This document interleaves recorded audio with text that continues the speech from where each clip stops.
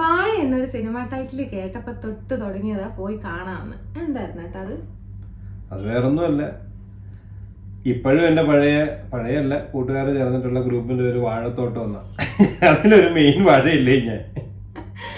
അപ്പോൾ ഒരു കൂട്ടം വാഴകളുടെ കഥയാണെന്ന് ഉറപ്പിക്കാമല്ലോ അത്. പിന്നെ നമ്മളെ ഹാഷർ, ജോമോൻ, അജിൻ എല്ലാരും ഉള്ള സിനിമയല്ലേ, പോയി കണ്ടല്ലേ പറ്റത്തുള്ളൂ. പിന്നല്ലാതെ ഇപ്പോഴും ഇന്നലെയൊക്കെ കണ്ടിട്ട് ചിരിക്കുന്നതല്ലേ. പക്ഷെ അവരെല്ലാം നല്ല സൂപ്പറായിട്ട് ചെയ്തു, അടിപൊളി അഭിനയമായിരുന്നു. ഒരു കൂട്ടം സീനിയർ വാഴകളും ഉണ്ട്, ഒരു കൂട്ടം ജൂനിയർ വാഴകളും ഉണ്ട്. നമ്മള് വാഴകൾ പോരുന്ന സിനിമയും കാണുന്നുണ്ട് അല്ലേ. അതായത് ഈ കോട്ടയം നസീർ, നോബി ഉണ്ടായിരുന്നു, ജഗദീഷ് അല്ലേ, പിന്നെ അങ്ങനെ ഉണ്ടായിരുന്നു ഒരു സീനിയർ വാഴകളും പിന്നെ ജൂനിയർ വാഴകൾ. നമ്മളിപ്പോ ഈ സോഷ്യൽ മീഡിയ തുറന്നാൽ കാണുന്ന എല്ലാവരും ഉണ്ടായിരുന്നു. 2-3 പേരില്ലായിരുന്നു കേട്ടോ. അഖിലന്നാർഡി, പിന്നെ നമ്മുടെ വെട്ടിയാർ, അങ്ങനെയുള്ള കുറെ ആളുകൾ ഇല്ലായിരുന്നു. എന്നാലും നമ്മള് മെയിൻ കാണുന്ന എല്ലാവരും അതിനകത്തുണ്ടായിരുന്നു.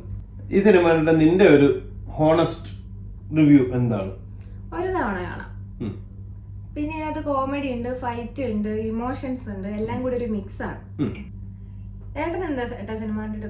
നീ പറഞ്ഞ കണക്കാണ് എനിക്ക് തോന്നി. അതായത് നമുക്ക് ഒരു പ്രാവശ്യം കണ്ടിരിക്കാം. OTT റിലീസിന് വേണ്ടി ദയവേത് ആരും വെയിറ്റ് ചെയ്യേണ്ട, തിയേറ്ററിൽ തന്നെ പോയി കാണണം. ഒരു പ്രാവശ്യം കാണാന്ന് പറയാൻ കാര്യം, ഇതിൽ ചില മെജോറിറ്റി ഓഫ് ഇമോഷൻസ് വർക്കൗട്ടായി, കോമഡിയും വർക്കൗട്ടായി. പക്ഷെ ചില കോമഡികൾ നമുക്ക് കണ്ടിട്ട് വർക്കൗട്ടായില്ല. ഹാഷറിന്റെ തന്നെ ചില സമയത്ത് ക്യൂട്ട്നെസ് ഇച്ചിരി ഓവർലോഡഡ് ആയി പോയെന്ന് തോന്നിപ്പോയി. കണ്ണിന്റെ എക്സ്പ്രഷൻസ് ഓവർലോഡഡ് ആയി പോയെന്ന് തോന്നിപ്പോയിരുന്നു. അതുപോലെ തന്നെ ഇമോഷൻസും ചില സ്ഥലത്തെ ഇമോഷൻസ് നമുക്ക് ആവത്തില്ല, എസ്പെഷ്യലി ചില സ്ഥലത്ത് വല്ലാണ്ട് അങ്ങ് കൊള്ളുകയും ചെയ്തു. പക്ഷെ ക്ലൈമാക്സ് സെക്കൻഡ് ഹാഫിലെ ഇമോഷൻസ് ഭയങ്കരമായിട്ട് ചെയ്തിട്ടുണ്ട് അല്ലേ. എന്റെ കണ്ണും നിറയുന്ന സിറ്റുവേഷൻസ് ഉണ്ടായി. അഞ്ചു ഭയങ്കര കരച്ചിലായിരുന്നു അവിടെ. പാട്ടുകൾ എനിക്ക് ഇതിന്റെ 2 മെലഡികൾ എനിക്ക് നല്ലോണം ഇഷ്ടപ്പെട്ടു, നല്ല രസമായിട്ട് ചെയ്തിട്ടുണ്ട്. പിന്നെ ബാക്കി രണ്ടോ പാട്ടുകളുണ്ട്, അതൊന്നും എനിക്ക് അത്രയും കൊണ്ട് മേ ബി കേട്ട് നമുക്ക് ഇഷ്ടപ്പെടുമായിരിക്കാം. പല പാട്ടുകളും അങ്ങനെ ഉണ്ടായിട്ടുണ്ടല്ലോ.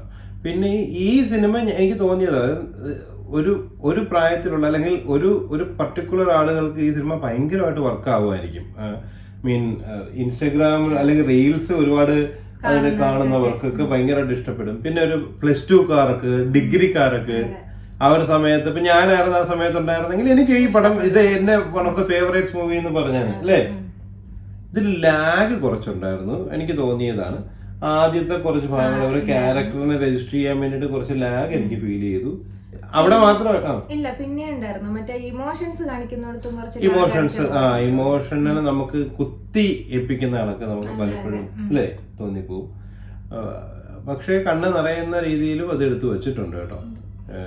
നമ്മുടെ എസ്പെഷ്യലി ഈ പറഞ്ഞ സീനിയർ ആക്ടേഴ്സ് എല്ലാരും ഇല്ലേ, കോട്ടയം നസീർ, ജഗദീഷ്, അസീസ് അല്ലേ, ഇവരെല്ലാരും ആ ലെവൽ അവർക്ക് പെർഫോം ചെയ്യാനുള്ള ഒരു നല്ലൊരു സ്പേസ് കിട്ടി, നല്ലോണം അതിനെ പെർഫോം ചെയ്യുകയും ചെയ്തു.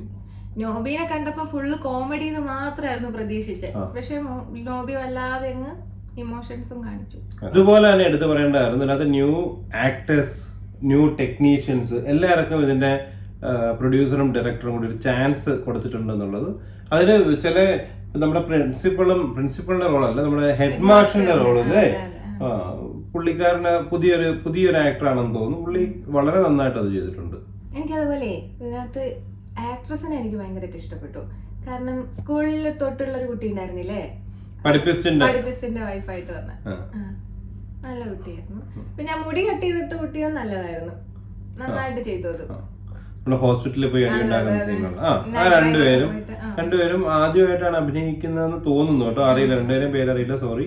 രണ്ടുപേരും നന്നായി അഭിനയിച്ചു. അതിനകത്ത് ഏറ്റവും എക്സൈറ്റിംഗ് ആയിട്ട് തോന്നിയത് വാഴ 2 ആയിട്ട് ഹാഷറും പിള്ളേരും വരുന്നുണ്ടെന്നൊരു ക്ലൂ ഇതിൽ തന്നിട്ടുണ്ട്. ഈഗർലി വെയിറ്റിംഗ് അല്ലേ. പിന്നെ ഇതിന്റെ കഥയായിട്ടങ്ങ് കണ്ടാൽ ഓക്കെ.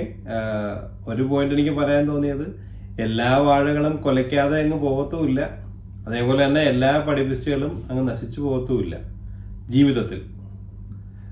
കാരണം ഇതിന്റെ തീമില് അങ്ങനെ ഒരു മെസ്സേജ് ഒന്നും കൊടുക്കുന്നില്ലെങ്കിലും ഇതിന്റെ കഥ പറഞ്ഞു വരുമ്പോൾ അങ്ങനത്തെ ഒരു കഥ വരുന്നുണ്ട് അല്ലേ.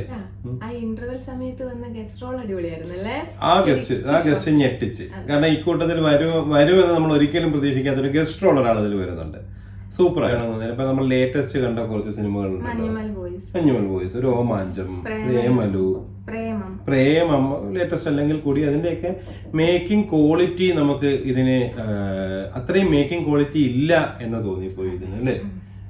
ചില സീനുകൾ തികച്ചും ആർട്ടിഫിഷ്യലായെന്ന് തോന്നി. പിന്നെ ചില സീനുകൾ ക്രിയേറ്റ് ചെയ്തത് ഒരു സുഖമില്ലായ്മ തോന്നി. ഇപ്പൊ ആ പോലീസ് സ്റ്റേഷൻ സീനിൽ ഒരു കേസ് ഉണ്ടാവുന്നുണ്ട്, അതിന് ഇത്രയും ലഘുവായിട്ട് ഒരിക്കലും വിടുകയും ചെയ്യത്തുമില്ല. അതുവരെ അതൊരു പോലീസ് സ്റ്റേഷൻ ആണെന്നൊരു തോന്നലും നമുക്കുണ്ടായില്ല. നിനക്ക് തോന്നിയത് പോലീസ് സ്റ്റേഷനാണ്? അത് തോന്നിയില്ല. പിന്നെ ക്യാരക്ടേഴ്സിന്റെ ആ പൊസിഷന് പേരുകൾ കൊടുത്തേക്കുന്നില്ല. അതിനകത്തൊരു അബ്ദുൽ കലാമും വരുന്നുണ്ട്, ഒരു വിവേകാനന്ദനും വരുന്നുണ്ട്. കാരണം അതിന്റെ മഹാത്മാഗാന്ധി കാണിക്കുന്നുണ്ട്. അത് ഫണ്ണിയായിരുന്നു. അപ്പൊ പിന്നെ വാഴത്തോട്ടത്തിലെ ബാക്കി വാഴ കൂടി പോയി കാണാൻ പറയാ. അത് ഞാൻ പറഞ്ഞു ഓൾറെഡി, എല്ലാവരുടെയും പോയി കാണണമെന്ന് പറഞ്ഞ്.